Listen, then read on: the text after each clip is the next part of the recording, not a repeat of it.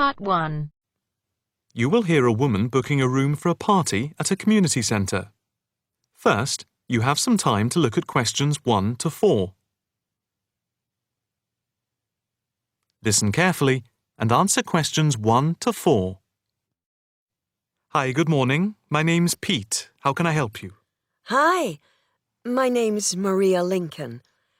I understand you hire out rooms in the community centre as venues for parties? Yes, we do. We've various sized accommodation. It depends on what you're looking for, really.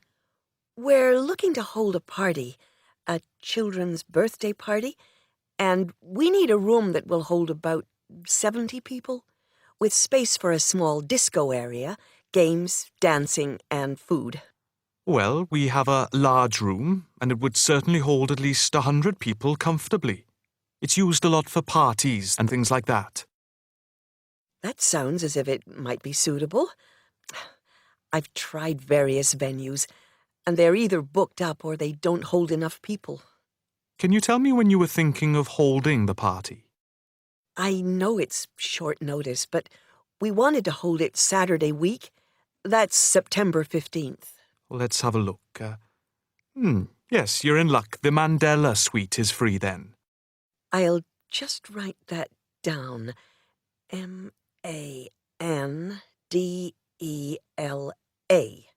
And the time. When were you thinking of holding it? In the afternoon, from 3:30 p.m. to 9 p.m. Yes, okay. There's no smoking on the premises, and we're only licensed to have soft drinks. That's okay. I think I'm happy to go ahead. Before you hear the rest of the conversation, you have some time to look at questions 5 to 10.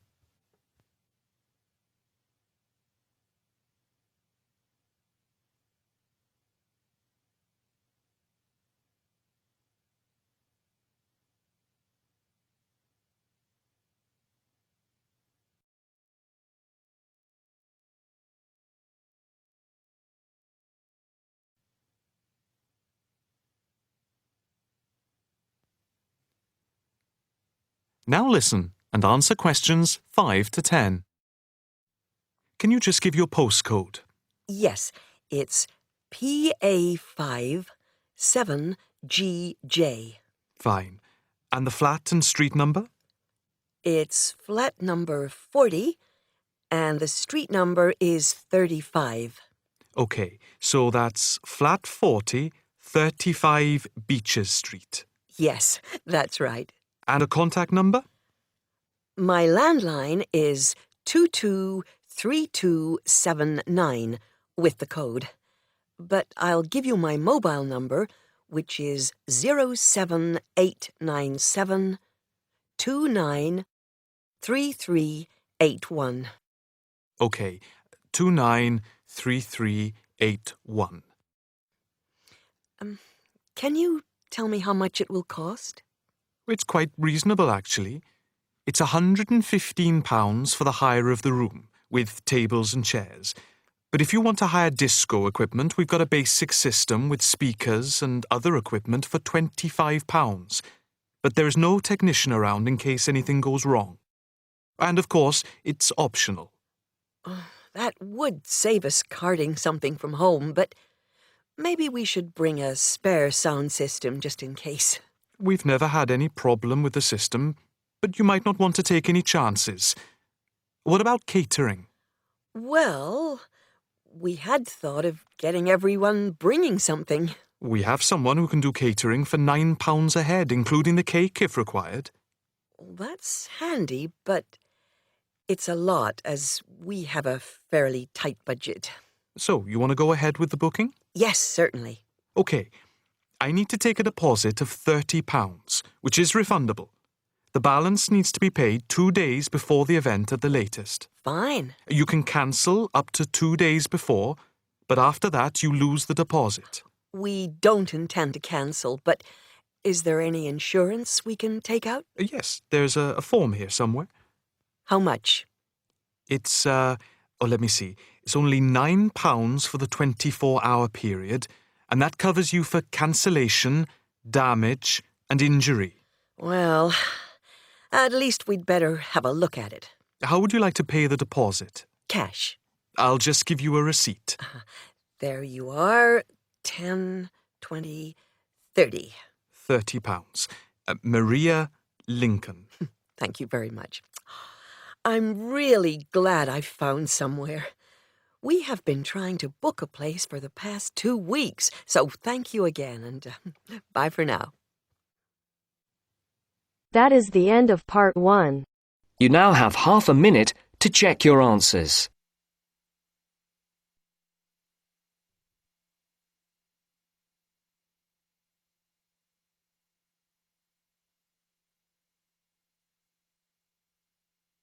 Now turns to part 2. You will hear a discussion between 2 students, Rosie and Mike, and a university tutor. In the first part of the discussion, they're talking about a survey they have conducted on local entertainment. First, you have some time to look at questions 11 to 16.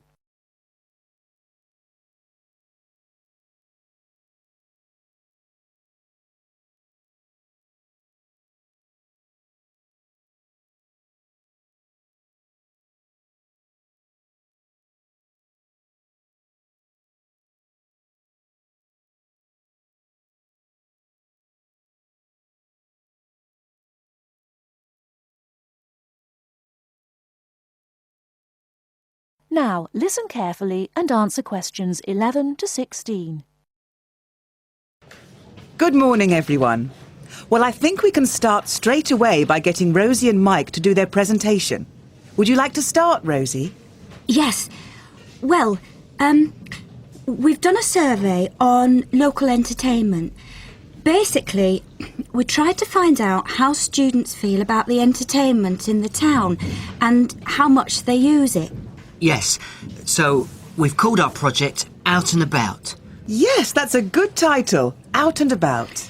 We wanted to find out how well students use the entertainment facilities in town, whether they get to see the latest plays, films, that kind of thing. Now, we have our own facilities on campus, of course. Oh, yes. We deliberately omitted those as we really wanted to examine outside entertainment in the town as opposed to on the university campus. Actually, there were a lot of areas to choose from, but in the end, we limited ourselves to looking at 3 general categories: cinema, theatre and music. Right. OK, well, first of all, cinema. In the town, there are 3 main places where you can see films. There's the new multi-screen cinema complex, the old Park Cinema and a late-night Odeon. So, if you look at this chart, in terms of audience size, the multi-screen complex accounts for 75% of all cinema seats. The Park Cinema accounts for 20% of seats, and the late-night Odeon has just 5% of seats. As you probably know, the complex and the park show all the latest films, while the late-night cinema tends to show cult films. So, when we interviewed the students, we thought the complex would be the most popular choice of cinema. But surprisingly, it was the late-night Odeon. Yeah, and most students said that if they wanted to see a new film, they waited for it to show at the park, because the complex is more expensive and further out of town, so you have to pay more to get there as well. Yes. And that adds to the cost, of course, and detracts from the popularity, evidently. Well, next, we looked at theatres. The results here were interesting because, as you know, there's a theatre on campus, which is popular, but there's also the Stage Theatre in town, which is very old and architecturally quite beautiful. And there's the large modern theatre, the Ashtop, that has recently been built. So you just looked at the 2 theatres in town? Yes, but the thing about the theatres is that there's a whole variety of seat prices. Also, the types of performance vary, so students tend to buy seats at both and like using both for different reasons. And if they want cheap seats at the Ashtop, they can just sit further from the front. What we did find that was very interesting is that there are periods during the year when students seem to go to the theatre and periods when they go to the cinema. And we really think that's to do with budget. If you look at this graph, you can see that there's a peak around November, December when they go to the theatre more, and then a period in April, May when neither is particularly popular. And then theatre viewing seems to trail off virtually, while the cinema becomes quite popular in June, July. I think you're probably right about your conclusions. In the second part of the discussion, Rosie and Mike talk about different music clubs. Before you hear the rest of the talk, you have some time to look at questions 17 to 20.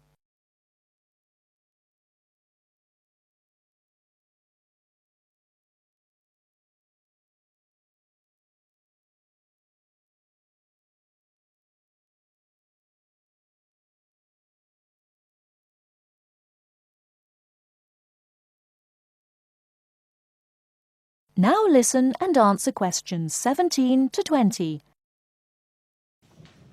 Well, lastly, we looked at music, and this time we were really investigating the sort of small music clubs that offer things like folk or specialise in local bands. So not musicals as such. That's right. We looked at 3 small music venues and we examined the quality of the entertainment and the venue and gave a ranking for these. A cross, meaning that the quality was poor, a tick, meaning it was okay, and 2 ticks for excellent. First of all, the Blues Club, which obviously specialises in blues music. This was a pretty small place and the seating was minimal, so we didn't give that a very good rating. No, we don't recommend that one, really. Then the Sansu, which plays a lot of South American music. It was a big place, very lively, good performers, so 2 ticks for that one. The Pier Hotel is a folk venue, a good place for local and up-and-coming folk artists to play. Not the best of venues, as it's in a basement and a bit dark, but the quality of the entertainment was reasonable and the lighting was very warm, so we felt it deserved an average rating. Now finally, there's the Bald Rock Cafe, which features big rock bands and is pretty popular with students, and we enjoyed ourselves there as well, so top marks for that one. And then, did you get any information from the students as to which of the clubs they preferred? That is the end of part 2. You now have half a minute to check your answers.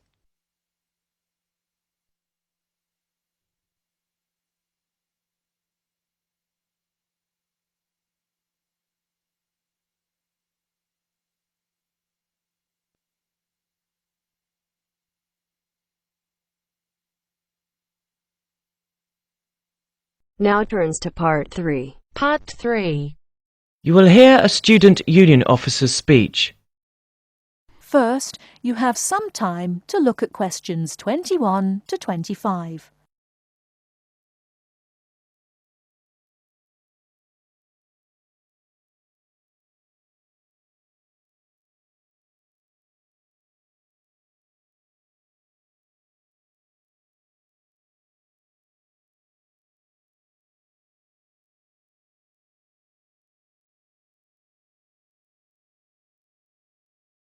Now listen carefully and answer questions 21 to 25. Hi there. May I wish you a very warm welcome to Ealing College, and more especially to the Student Union. The Student Union is run by 4 sabbatical officers, of which I am one. As the President, I am charged with the overall day-to-day running of the Union itself, according to established policies within the Constitution. We also have a brilliant staff team who'll help us, and you'll meet them when you have 5 minutes to drop in and see us. The last year has seen the Student Union grow from incorporating a bar and a few offices with a small shop into being a thriving concern, which controls, to its credit, 2 bars, a cafe bar or restaurant, a shop, a comprehensive welfare department, and numerous offices.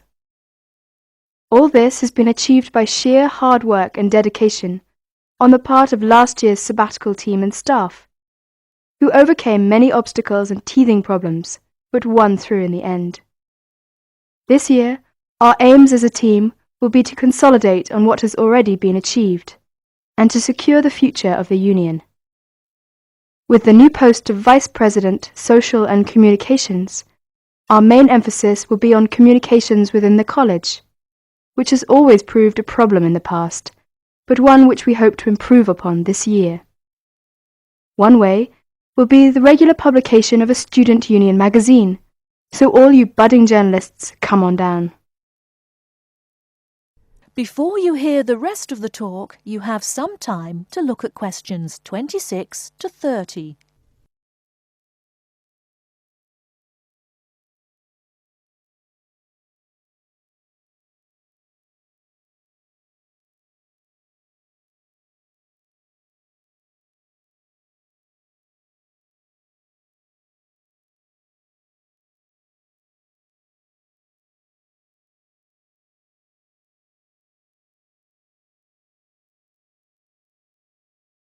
Now listen and answer questions 26 to 30. We are very aware that a lot of you have never had any contact with student unions before and don't know what they are or what they can do for you. So basically, here's a quick rundown. If you have any problems at all, either when you start college or throughout your time here, don't hesitate to drop in the SU office in the North Building and see Pat, our office assistant. She will be able to help you with most of your day-to-day general inquiries, or if she can't, she will direct you to one of our staff who can. Myself and the other 3 vice presidents are here every day, and if you need to see us, just fix a time with Pat, and we'll be only too happy to help you. By the way, queries or problems can range from a late grant check, finding a place to live and academic matters, right through to the best places to eat, directions to the bar, or somebody blocking you in the car park. We'll give anything our best shot. Please remember, while you're at Ealing, that going to college is not just about education. Make sure you enjoy yourself as well, because believe me, time will fly once you're here. Ealing is a really good place to live, as there is lots to see and do. And don't forget, the metropolis of central London is only 20 minutes away by tube. Finally, the Student Union is an organisation run by students for students. So if there is anything you don't agree with, or you have any new ideas, please come along to the Union General Meetings and don't be afraid to speak up. Or you could give up a little of your time and stand for the Executive Committee, which is made up of students who help us out with lots of interesting things. I would like to take this opportunity to thank all the sabbaticals of the last 2 years who have worked so hard. My very special thanks goes to Winston, Martin and Peter and all the staff who not only did a great job, but have been my good friends as well. Lots of luck and success for your year at Ealing. Work hard, but play hard as well. That is the end of part 3. You now have half a minute to check your answers.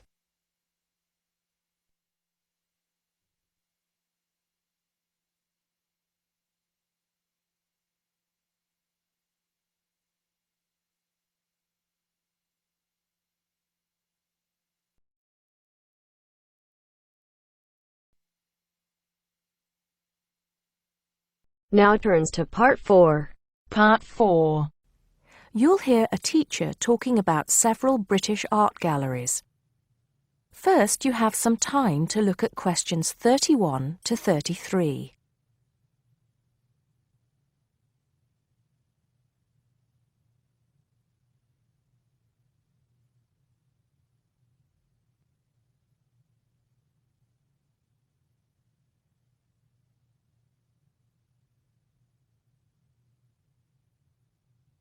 Now listen carefully and answer questions 31 to 33. Good afternoon. Welcome to the first class of V100 Art and History. The objectives of the course, as you will have seen if you've taken a look at the syllabus, include familiarizing yourselves with the vocabulary and language of art, learning about the basic elements of art and design, and finally, discussing historical periods as they pertain to art. The course will also give you the opportunity to visit some of the many galleries and museums that Britain has to offer. So, having said that, I'd like to spend the rest of today's class talking about 4 of the more important galleries that we will be visiting in the coming year. As most of you already know, or at least I hope most of you know, there are 4 Tate galleries in all. To begin, I'd like to tell you a little bit about the Tate Modern. Tate Modern is located in a very busy part of London called the South Bank. It's close to 2 world-renowned tourist attractions, St. Paul's Cathedral and Shakespeare's Globe Theatre. Now, interestingly enough, Tate Modern is housed in what was a power station, built in several stages between 1947 and 1963. It was closed down in 1981 and reopened as a gallery in the year 2000. Tate Modern consists of 5 levels, with the Tate collection being shown on the 3rd and 5th levels. On level 2, the works of contemporary artists are exhibited, while level 4 is used for holding large temporary exhibitions. Since this museum opened, it has become a popular spot for both Londoners and tourists alike. And believe it or not, it doesn't cost anything to get in to see the collection displays. Before you hear the rest of the talk, you have some time to look at questions 34 to 40.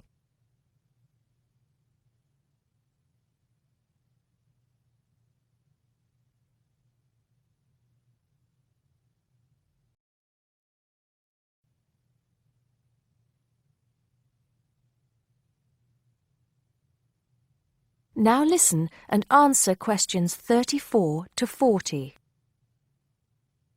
Now, the second gallery I'd like to talk about is Tate St. Ives, which is in Cornwall. It was built on the site of a gasworks, and it overlooks Porthmeor Beach. Tate St. Ives is housed in a 3-story building that was designed by the architects Evans and Shalliff. It was established in 1993, 7 years before Tate Modern was opened, and the gallery exhibits the works of modern British artists, including members of the St. Ives School, a group of artists living and working in the area from the 30s onwards. In later lectures, we'll be looking at the work of some of the artists who belong to that group and the ways in which they influenced each other. Okay, am I going too fast for any of you? No? Good. Next, I want to talk about Tate Britain, which is a gorgeous gallery situated right in the heart of Westminster. Tate Britain was the first of the 4 Tate galleries to open, and it was established in 1897. It was built on the site of an old prison, and when it first opened its doors, it was called the National Gallery of British Art. Later, it became known as the Tate Gallery, after the man who founded it, Sir Henry Tate. During its lifetime, Tate Britain has been damaged twice, once by floodwaters from the River Thames, and once by bombings during World War II. This gallery has an interesting range of exhibitions of historic and modern art from 1500 up to the present day.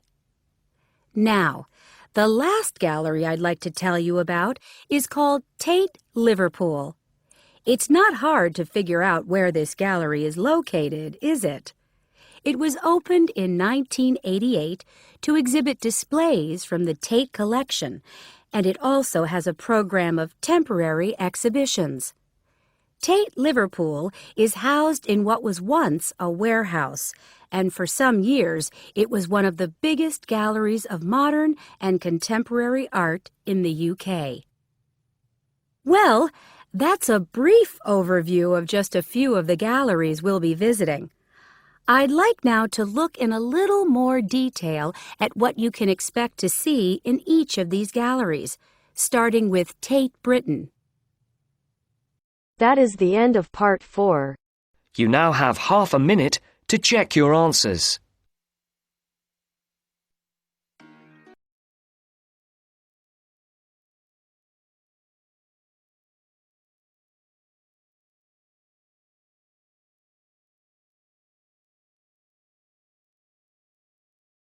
Step 1, wake up early, gonna rise with the sun.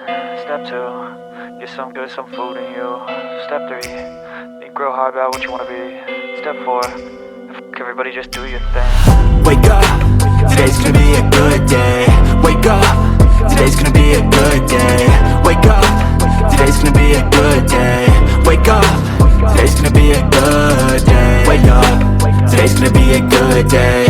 Wake up, today's gonna be a good day.